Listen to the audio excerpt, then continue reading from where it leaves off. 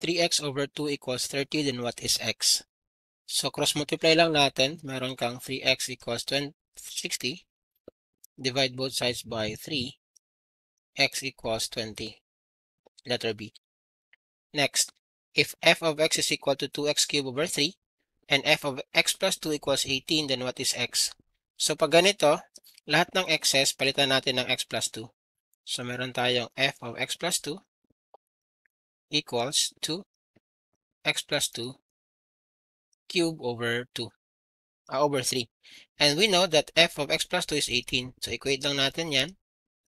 Meron kang 2x plus 2 cubed over 3. And then we cross multiply. What is 18 times 3? Meron kang 54 equals to x plus 2 cubed. And then divide mo both sides by 2. Meron kang 27 equals x plus 2 cubed. And then, ano yung cube root ng 27? That is just 3, diba? So, 3 equals x plus 2. So, yung x mo will be 1. That is letter D in the choices. Next number.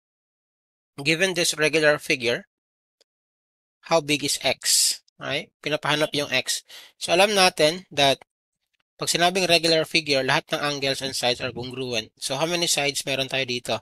1, 2, 3, 4, 5, 6, 7, 8, 9, 10.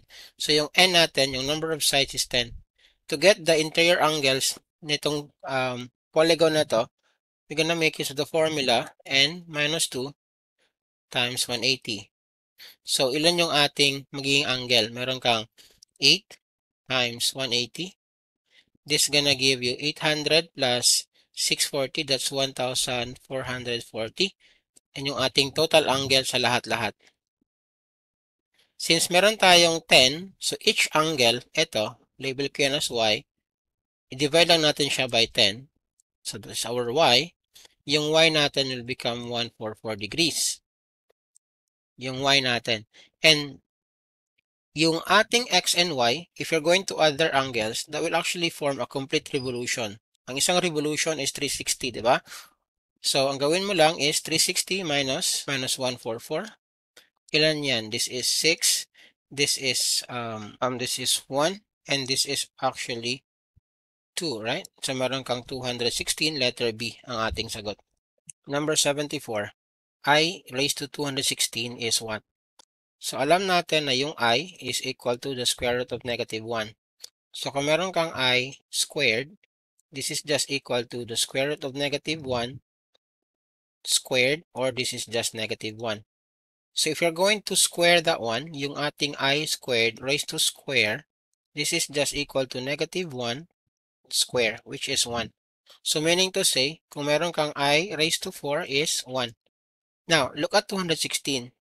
Ang 216 ba is divisible by 4? How do we know if a number is divisible by 4? We're just gonna look at the last two numbers. Ito, 16. 16 divided by 4. Is it possible? Ang answer ba natin is integer? This is 4, right? So, since yung 16 is divisible by 4, 216 is divisible by 4. So, meaning to say, this one, yung ating I raised to 216 is just equal to 1. 1 lang yan. That is letter B in the choices. Follow for more.